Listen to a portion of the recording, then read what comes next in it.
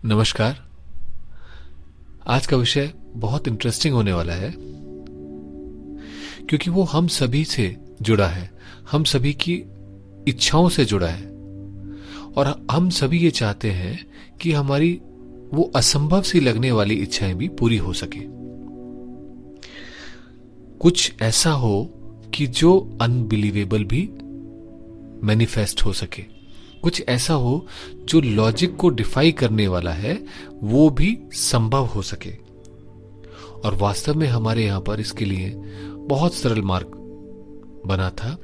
आप अपने गुरु के पास जाइए, गुरु से मिलिए, उनसे मार्गदर्शन लीजिए और उस मार्गदर्शन के अनुरूप अपने क्रियाकलापों को करिए ताकि आपको अभीष्ट सिद्धि की प्राप्ति हो सके। और ऐसे में बहुत सारे शोधकर्ताओं ने कुछ अपने विचार भी प्रकट किए। जैसे आजकल कुछ बज़वर्ड्स बहुत पॉपुलर हैं। सबकॉन्शियस माइंड की रीप्रोग्रामिंग करें, लॉ ऑफ अट्रैक्शन को यूज करें और डिफरेंट टेक्निक्स को यूज करें मैनिफेस्टेशन की। पर क्या कुछ ऐसा है जो इस स्थिति से, सबकॉन्शियस से भी परे जा सके और वैसा जो कुछ अप्रत्याशित सा हो, जो वास्तव में पूर्ण सत्य के करीब हो, वो हमारे जीवन में उस तरीके से मैनिफेस्ट हो सके? क्या ये भी सभी कुछ संभव है? तो इसे बहुत सरल रूप में ऋषि मुनियों ने प्रदर्शित किया और समझाने का प्रयास किया है। आप सभी ने नारायण का वो चित्र तो अवश्य देखा होगा जिसमें वो शेष सैया पे लेटे हुए हैं और उनकी नाभि से एक नाल निकल रही है जिसके ऊपर कमल है और उस कमल के ऊपर ब्रह्मदेव स्थित है। अब ये ब्रह्मा जी को कहा गया है कि ये सारी इस सृष्टि के बनाने वाले हैं और ये सारी सृष्टि के अगर बनाने वाले हैं तो इसका मतलब इस सब कुछ की कल्पना उनके मन में थी, इसी कारण से ये सब कुछ बना। तो जिसको हम संसार कहते हैं या जिसे हम जागृत अवस्था में संसार समझते हैं, वो वास्तव में ब्रह्मा जी की एक स्वप्न अवस्था थी या स्वप्न में सोचे गए या कल्पना किए गए चित्रण से बना है। तो वस्तुतः ये सारा संसार ब्रह्मा जी का स्वप्न मात्र है। और अगर अब हम आगे देखें तो ब्रह्मा जी कहां है? ब्रह्मा जी उस कमल नाल पर है, उस कमल के अंदर है जिसकी नाल नारायण की नाभि से जुड़ी हुई है। तो अगर हम इस सारे संसार को जागृत अवस्था में देख रहे हैं तो ब्रह्मदेव के स्तर पर वो स्वप्न है और जब हम नारायण के रूप में देखेंगे, उनकी नाभि तक पहुंचेंगे जहां से ब्रह्मदेव स्वयं में कनेक्टेड है, जुड़े हुए हैं, तो वो सुषुप्ति हुई। तो ऐसी अवस्था जहां पर ड्रीमलेस स्लीप जिसको कहा जाता है इंग्लिश में, यानी कि जहां पर ड्रीम नहीं है और फिर भी निद्रा है, तो ऐसी अवस्था ड्रीमलेस स्लीप सुषुप्ति कहलाती है। तो ये नाभि का महात्म्य आप समझ सकते हैं कि कितना अधिक होगा, क्योंकि ये वो अवस्था है जहां पर मन की हम तीसरी अवस्था में पहुंच जाते हैं। तो यहां ये भी समझना आवश्यक होगा कि ये मन की तीन अवस्थाएं मैं कौन सी कह रहा हूं।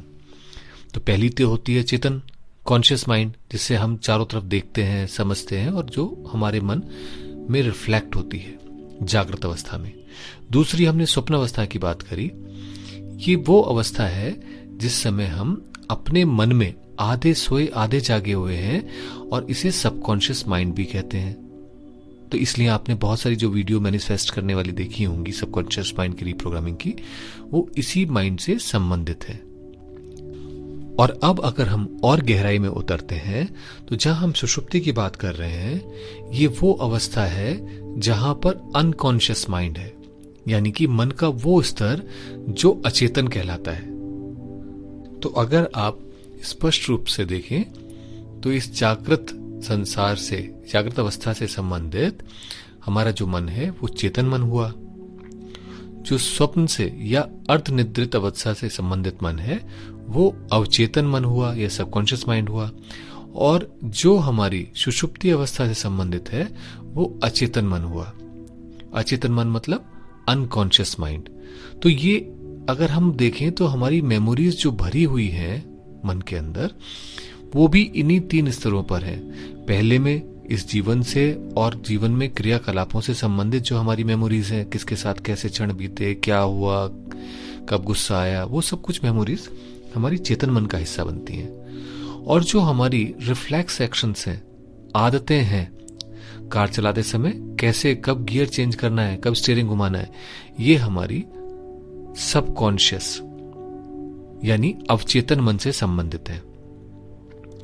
यहां पर कोई कुतर्क वितर्क नहीं होता, यहां जो भी है वो स्पष्ट रहता है और इसी कारण से इसका मैनिफेस्टेशन होता रहता है। और तीसरा जो स्तर है वो है जहां पर हम नहीं पहुंच पाते सामान्यतः, और इस अवस्था के अंदर हमारे अनंत जन्मों की बहुत सारी ऐसी संग्रह हैं जो हमें एक अचंभित करने के लिए, एक आनंद की अवस्था में ला देने के लिए और हमारा इच्छित को पूर्ण कर देने के लिए अपने आप में समर्थ है।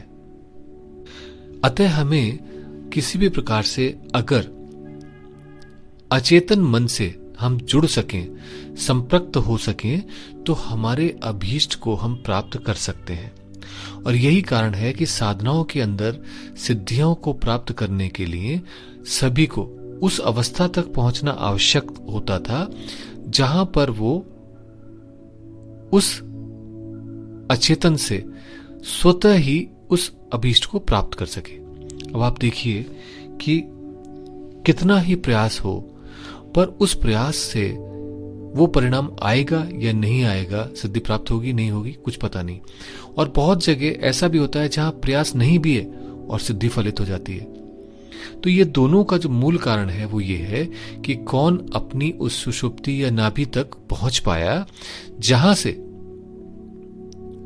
उस ऊर्जा को ने दिशा पकड़ी और उस सिद्धि को फलित कर दिया। तो इसलिए जितने भी आप चमत्कार सोच सकते हैं, वो सारे चमत्कार, उनका जो सोर्स है, उनकी जो ऊर्जा है, वो नाभि से ही प्राप्त होती है। चाहे वो फिर मैनिफेस्ट किसी भी केंद्र से हो, आज्ञा चक्र से हो, हृदय से हो, कंठ से हो या किसी और चक्र से हो। तो पहली चीज आप इसको समझें कि नाभि ध्यान की वो अवस्था में आप अचेतन मन से जुड़ने का पहला क्रम आपका प्रारंभ होता है। अब इससे आगे एक और महत्वपूर्ण विषय पे हमें बात करनी पड़ेगी कि किस प्रकार से ऐसा क्या हो जिसके माध्यम से हम अचेतन का उपयोग करते हुए नाभि ध्यान में अपने अभीष्ट को प्राप्त कर सकें। तो अब इसके लिए वेदों में एक विषय आया है और उसमें ये समझाया गया है कि ऐसे 3 वाक हैं जो कि हमें स्पष्ट नहीं है। हम सिर्फ वाक मतलब बोलना, हम सिर्फ ये जो बोल रहे हैं इसे वैखरी वाक कहते हैं। इससे तो सभी समझते हैं इसको, लेकिन इसके परे भी 3 और वाक हैं जिनके माध्यम से ये शब्द बन करके बाहर आते हैं। और आप स्पष्ट रूप से समझ सकते हैं कि जब आपको बचपन में लिखना सिखाया गया होगा ए आ ई ई या ABCD, तो आपको टीचर ने बताया भी होगा कि जो हम सोच रहे होते हैं वैसा ही चित्र नीचे उतर के आता है। और उस चित्र को जब हम एक बार उससे जुड़ जाते हैं कि ये A, तो हम फिर उसको B बना करके A नहीं बोलेंगे, फिर हम A बनाएंगे और A ही बोलेंगे। तो इसका अर्थ क्या हुआ कि जब इंटेलेक्ट से ये हमारी स्पंदनें, ऊर्जाएं जुड़ती हैं तो वो उसको एक आकृति और एक शब्द देते हैं। और उससे पहले वो एक रूप होता है, एक फॉर्म होता है। और ये फॉर्म कहां पे बनता है और ये क्या होता है इसका, तो इसको अगर समझने का प्रयास करें तो इसे पश्चंती वाक कहते हैं। और ये हमारे नाभि पर होता है, मणिपुर चक्र में होता है। और ये रूप में क्यों होता है, ये दृश्यमान क्यों होता है, दिखता क्यों है, तो ये है वो देवी, वो शक्ति जो हमारे अभीष्ट को पूर्ण करे। अचेतन से प्राप्त हुई हमारी वो क्षमता जो हमारे अभीष्ट को पूर्ण करेगी। अब ये कैसे हुआ कि यहां पर ये रूप ले लिया? ये रूप ऐसे लिया क्योंकि जब भी कोई स्पंदन आगे बढ़ करके हमारे नाभि तक पहुंचता है तो नाभि में मणिपुर चक्र है और मणिपुर चक्र में अग्नि तत्व है।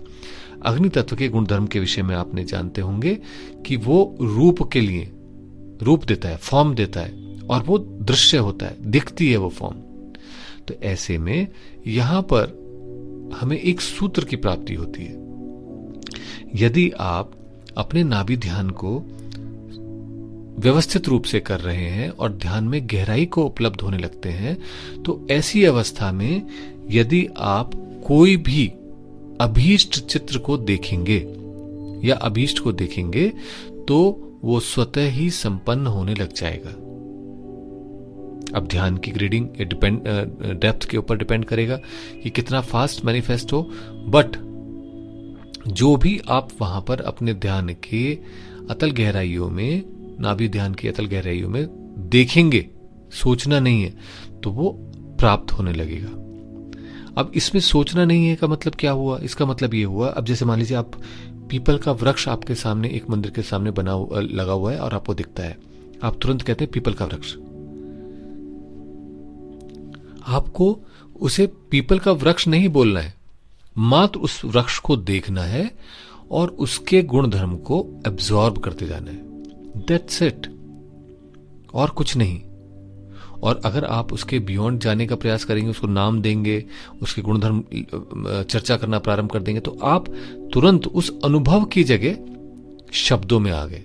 तो शब्द में ना आए, उस चित्र को अनुभव करें, मैनिफेस्टेशन स्वयं होने लगेगा, सिद्धि स्वयं प्राप्त होने लगेगी।